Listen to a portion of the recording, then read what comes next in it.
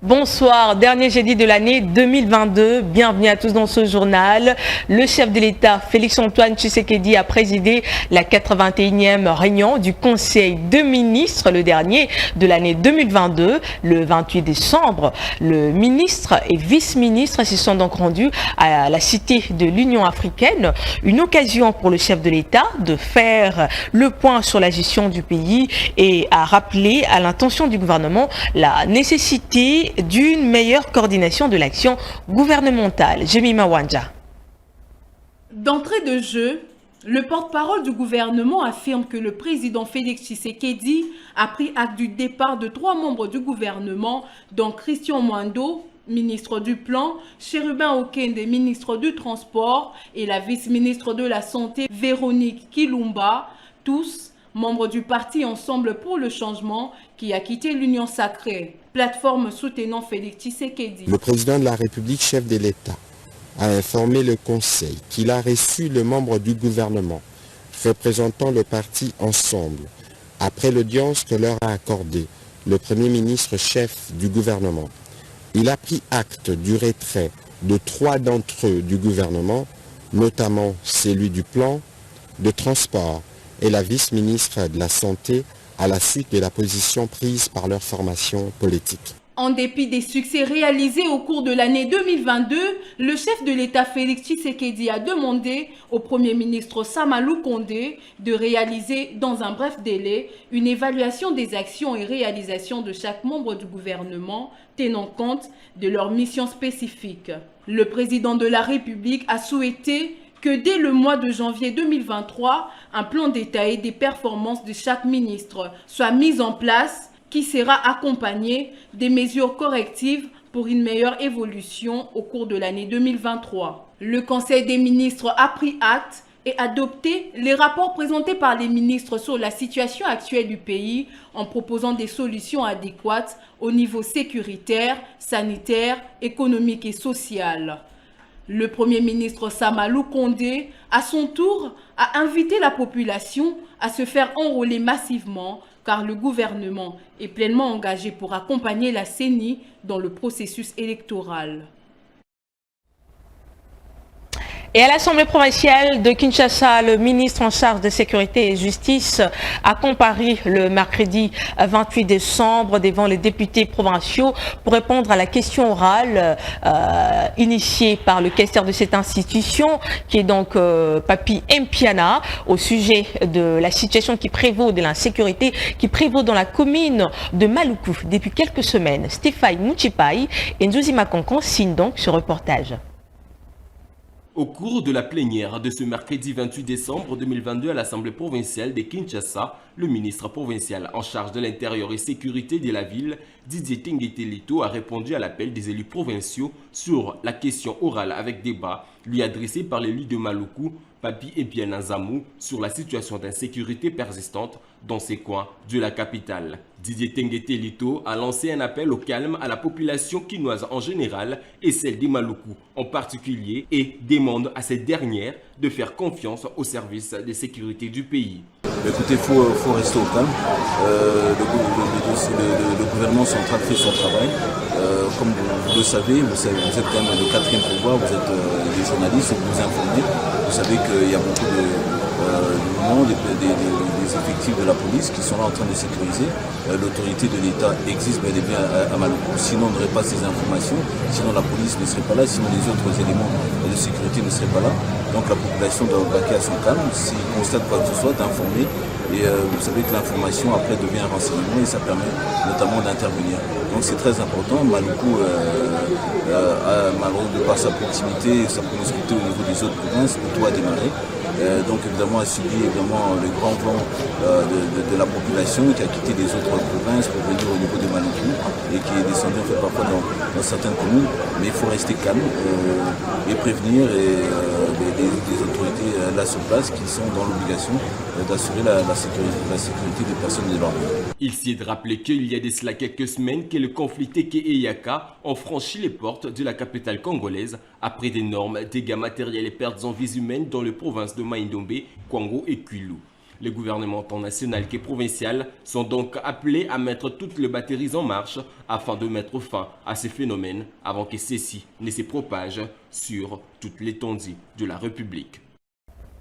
Restons toujours à l'Assemblée provinciale de Kinshasa. Cette fois-ci, les élus provinciaux ont rejeté la proposition des résolutions portant la mise en accusation du ministre provincial de Finances, Jean-Goy Mvouzi, initiée par Peter Kazadi, à l'issue des suffrages qui ont eu lieu au cours de cette plénière présidée par le président Ngodé Poi. Suivez donc ce propos de Peter Kazadi au micro de Stéphane Mouchipai. C'est le ministre provincial des Finances, M. Jean-Goy, ne s'est jamais présenté pour répondre à ma question orale. Et c'est malgré plusieurs invitations lui adressées. Au vu de son attitude négative, j'ai usé de l'article 173 de notre règlement intérieur qui fait obligation à quiconque de répondre aux questions lui posées par l'Assemblée provinciale. Cette disposition réglementaire prévoit des sanctions, notamment des recommandations ou des résolutions à l'encontre des ministres défaillants. Et c'est ce que j'ai fait aujourd'hui.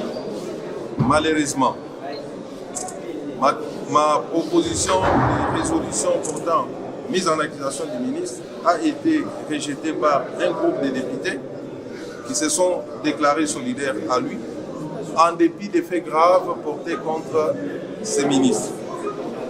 Je suis au regret de constater que beaucoup d'entre nous, je dis bien beaucoup, ne se mettent pas au service de la population qui nous a élus et qui nous a donné mandat pour les défendre. Je suis donc en train de réfléchir les mécanismes à mettre en place pour que finalement les ministres des Finances nous apportent des éclaircissements par rapport à la disparition de ces montants de 500 000. Après les démissions des ministres Chéribin Okende en charge des transports, Christian Mando en charge du plan et Véronique Kilumba, vice-ministre de Santé, 3 de 6 membres qui comptaient les Konkatumbi au gouvernement ont décidé de renouveler leur loyauté au chef de l'État, Félix-Antoine Tshisekedi. Il s'agit du vice-premier ministre en charge des affaires étrangères, Christophe Lutundula, Mwindo Zangui de l'enseignement supérieur et universitaire, mais aussi Modeste Mutinga des affaires sociales et actions humanitaires et de la solidarité nationale. Les détails, c'est avec Glodave Boloy. Il s'agit du vice-premier ministre des Affaires étrangères, Christophe Lutundula, Mwindo Nzangi de l'enseignement supérieur et universitaire, ainsi que Modeste Mutinga, ministre des Affaires sociales, des actions humanitaires et de la solidarité nationale. 3 des 6 membres qui comptaient les Katumbi au gouvernement ont décidé de réitérer leur loyauté au président Félix-Antoine Tshisekedi. Par ailleurs, Chéribin Okende, qui avait en charge des transports, Christian Mando, en charge du plan, et Véronique Kilumba, vice-ministre de la Santé publique, ont annoncé leur départ. Ces décisions sont tombées à la suite d'un entretien entre le président Félix-Antoine Tshisekedi et ses membres du gouvernement pro-Katumbi, quelques minutes avant le Conseil des ministres convoqué ce mercredi en urgence. Rappelons que Moïse Katumbi est le premier à quitter officiellement l'Union sacrée et s'est prononcé candidat officiel à la présidentielle de 2023 lors du congrès de son parti à Lubumbashi. 750 militaires sud-soudanais sont prêts à être déployés en RDC après 6 mois d'entraînement et c'est dans le cadre d'une force régionale afin de combattre les rebelles à l'est de la République démocratique du Congo. L'annonce est donc du général de division Loul Raïl Koang, Stéphanie Mpagna.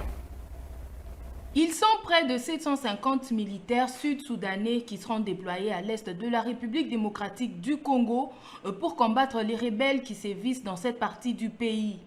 Cette mise en place d'une force régionale décidée sous l'égide du Kenya pour résoudre cette crise devra à terme comprendre également des militaires venant du Kenya, du Burundi et de l'Ouganda, d'où sera connu l'effectif total des éléments militaires une fois sur terrain. Il s'y est de savoir que les combats opposent les FARDC aux rebelles du M23 depuis la relance de leur offensive en octobre dernier. Autre titre dans un rapport rendu public par le vice-ministre de l'Intérieur le mardi 27 décembre, un réseau mafieux d'espions rwandais a été démantelé par les services d'intelligence de la République démocratique du Congo. Selon les services de renseignement, les espions ont infiltré des officiers de FARDC et certaines personnalités politiques de la RDC. Suivez cet élément. Nous sommes en face d'un cas d'espionnage des services rwandais opérant à Kinshasa, détectés et démantelés par nos services de sécurité qui ont fait un joli coup de filet.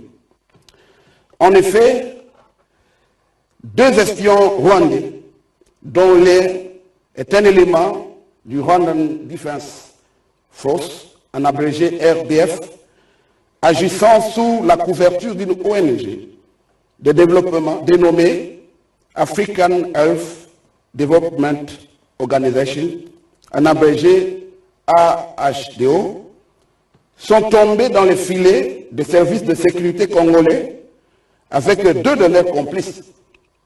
Ces espions avaient non seulement infiltré de hauts gradés de FARDC, de personnalités politiques de grande envergure, ainsi que des opérateurs économiques et membres de la société civile.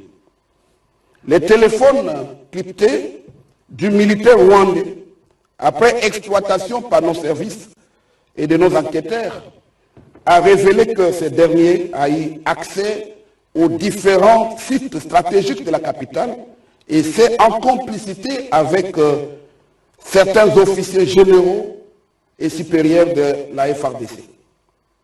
D'autres espions sont recherchés, d'autant plus que l'ONG en question avait ouvert des antennes dans les provinces du Kwango, Kwilu, Kasai, Nord-Kivu et Sud-Kivu. Le commissaire provincial de la ville de Kinshasa, Silvano Kasongo, a appelé les policiers à la discipline et à plus de vigilance pendant ce moment de festivités. C'était lors d'une parade générale organisée ce mercredi 28 décembre au stade de Martyrs. Suivez ces reportages. Le commissaire provincial de la police ville de Kinshasa, le général Silvano Kasongo, a interpellé les policiers dans une parade organisée au stade des Martyrs à la discipline et au respect des droits humains dans l'exercice de leur métier. Nous avons été instruits par le commandant suprême, le chef d'État lui-même, pour que la population puisse fêter dans la quiétude et dans la paix sociale. Dès le 29 jeudi, nous sommes consignés, nous sommes en alerte. Le 30, vous verrez les policiers à travers toutes les routes de la capitale pour sécuriser la population et aider les Kinoises et Kinois à aller faire des achats. Vous savez, nous les Kinois, nous faisons les achats les derniers jours. Nous allons faire tout pour qu'il n'y ait pas d'embouteillage.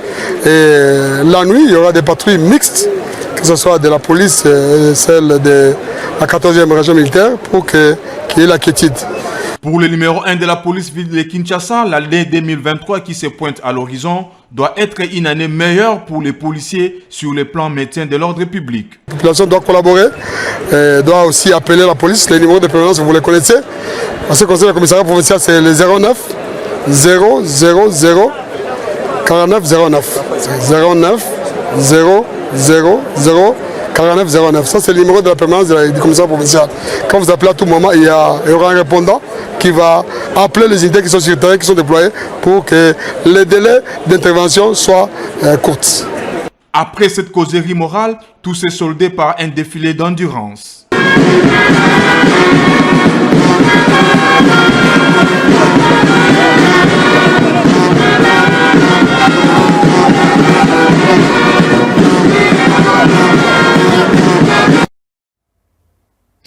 Et puis le professeur André Mbata, premier vice-président de la Chambre basse du Parlement, a pris part à la cérémonie de prestation du programme quinquennal du CESAC le mercredi 28 décembre. Nous sommes là dans la salle de réunion de Béatrice Hôtel. Regardez. Le Conseil supérieur de l'audiovisuel et de la communication, c'est sa consigle, a présenté à Kinshasa son programme de gouvernance et une feuille de route pour les actions de bonne gouvernance. La mise à jour d'une cartographie médiatique, la veille qualitative de la gestion du contenu des médias et l'actualisation du code de bonne conduite des médias et des journalistes sont là les 3 axes prioritaires de la vision de la nouvelle équipe du CESAC. Le professeur André Mbata, premier vice-président de la Chambre basse du Parlement, a pris part, au nom de l'Assemblée nationale, à la cérémonie de la présentation du programme quinquennal du CESAC. Prenant la parole au nom du président de l'Assemblée nationale, le premier vice-président s'est exprimé en ces termes. Vous savez, ce nouveau bureau a été désigné par l'Assemblée nationale. C'est en fait un enfant de l'Assemblée nationale pour promouvoir les médias dans notre pays. Donc ma présence n'avait qu'un but, donc les encourager. Maintenant qu'ils viennent de présenter leur programme d'action, nous voudrons les accompagner pas à pas pour que nous puissions quand même assister à un changement de la qualité de la presse dans notre pays. Au cours de cette cérémonie, le président de cette institution d'appui à la démocratie, Christian Bossembe, a promis de s'engager pour que le gouvernement puisse accorder un montant annuel soutenable au profit de la presse nationale. Et en culture, les festivals internationaux nommés Mother African Festival se déroulent du 28 au 30 décembre à Abidjan. Nous sommes là en Côte d'Ivoire avec comme thème l'Afrique, c'est le futur. Une toute première édition de celui qui se veut être le premier festival africain multiformat et multiculturel, réunissant ainsi les plus grands stars de la musique africaine. Jocelyne Mwanda pour le commentaire. Au menu de cet événement, la musique, l'art, la gastronomie. Durant les 3 jours, plusieurs artistes presteront, mais en ce qui concerne la République démocratique du Congo, elle est représentée par les artistes de marque, à savoir l'aigle royal congolais Fally Ipupa et Inosbi le chouchou des nanas. À cette liste d'artistes congolais s'ajoute le jeune leader NASA du Congo-Brazzaville. Ces 3 artistes musiciens congolais mettront le feu sur le podium d'Abidjan durant ces 3 jours. Ce festival, réunissant plus de 40 000 festivaliers, a été créé par un groupe africain qui ont voyagé aux 4 coins du monde avec pour objectif proposer un concept nouveau et innovant de festival international. Quittons la RDC pour Israël. Benjamin Netanyahou est revenu au pouvoir ce jeudi 29 novembre à la tête de ce que les analyses décrivent comme le gouvernement le plus droite de l'histoire du pays, où sa coalition dispose de la majorité des sièges, signifiant qu'une foule s'est réunie pour protester contre ce nouveau gouvernement. Plusieurs ténors de la nouvelle opposition ont été expulsés de l'hémicycle ce jeudi 29 décembre. Cette note internationale marque donc la fin de cette édition. Merci à vous de l'avoir suivi. Restez fidèles à nos programmes. La rédaction Tosungana Télévision vous souhaite ce meilleur vœu. Merci.